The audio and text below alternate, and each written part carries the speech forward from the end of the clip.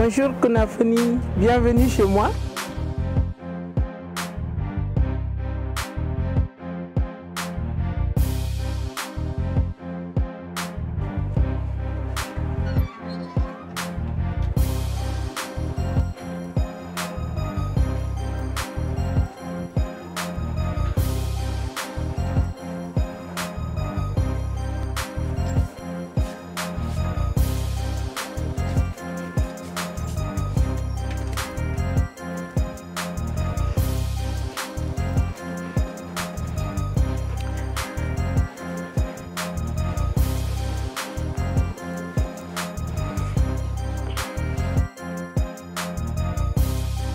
Une de mes amies, camarades de classe en 9e année, donc on avait entre 13 et 14 ans, qui a été donnée en mariage forcé sur fond d'abus sexuels. Alors j'ai pensé que ça, ce n'était pas juste et qu'on pouvait construire une société beaucoup plus juste et qu'en faisant des études de droit, je pouvais me battre pour que les filles et les femmes aient plus de droits. À partir de la licence, je suis allée vers la diplomatie et j'ai obtenu un diplôme en relations internationales et diplomatie. Moi, j'ai commencé à travailler assez tôt.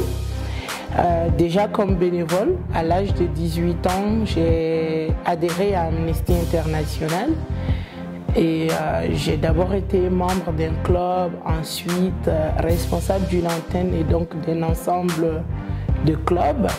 C'est allé assez vite parce que déjà à 19 ans, j'étais la coordinatrice nationale des jeunes d'Amnesty International Mali et donc j'étais en charge de la planification et de la mise en œuvre de toutes les activités de la jeunesse et dans toutes les régions du Mali. J'ai quitté l'opérationnel pour aller dans le stratégique où je pouvais prendre des décisions importantes concernant la vie du mouvement. Et donc je suis allée au bureau exécutif, j'ai été élue comme représentante des jeunes et trésorière générale du mouvement. J'y ai passé 2 ans et après les 2 ans, je me suis beaucoup plus intéressée au mouvement des jeunes d'Amnesty dans la sous-région Afrique de l'Ouest. Et donc j'ai travaillé et j'ai coordonné les activités pour les jeunes en Afrique de l'Ouest et Afrique francophone en général. Alors lorsqu'on est jeune et femme, ce n'est jamais facile. Il y a toujours des personnes qui pensent que en tant que jeune et femme, ce n'est pas notre place, que nous ne devons pas être à ce niveau-là. J'ai décidé à un moment de quitter ce monde des ateliers et du plaidoyer international et d'aller à la rencontre des communautés, d'être plus proche du terrain. Parce qu'en réalité, tout le plaidoyer et tout le discours que je tenais, c'était en leur nom. Et il fallait à un certain moment que je puisse retourner, me ressourcer auprès de ces personnes-là. Alors, après 2 ans, je suis revenue à Bamako, où je travaille maintenant sur le projet Justice, Prévention, Réconciliation. Et là-bas, j'occupe le poste de responsable prévention des violences basées sur le genre et égalité femmes-hommes. Dès son plus jeune âge, dès l'adolescence, elle a commencé à militer avec des associations comme Amnesty et elle s'est beaucoup illustrée sur ce domaine-là.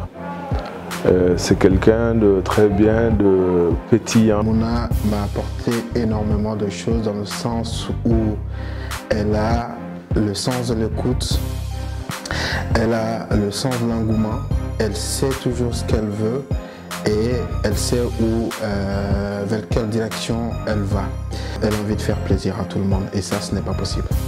Une très bonne personne à solliciter, à découvrir et à avoir ces expériences aussi qui pourront vraiment contribuer au bon fonctionnement de la société. Elle fédère autour d'elle, elle cristallise beaucoup d'énergie autour d'elle à cause de son engagement. Si je regarde son parcours et je vois son âge, je me dis qu'elle a réalisé tellement de choses que des cinquantenaires n'ont pas encore fait dans leur vie. Je pense que si on a beaucoup de Maïmouna comme elle, le changement que nous voulons, nous allons l'avoir. Et il faudrait justement amplifier les cas Maïmouna pour que d'autres jeunes prennent son exemple et d'autres jeunes s'identifient et puissent mener le combat. Alors toutes ces années de militantisme, c'était beaucoup d'années où j'ai appris énormément de choses, où je me suis formée, où j'ai rencontré des gens, où j'ai appris à utiliser mon humanité et à la mettre au service des autres. Mais c'était aussi des périodes difficiles où il fallait découvrir la vie en communauté à un autre niveau et le travail en équipe et le travail avec les autres.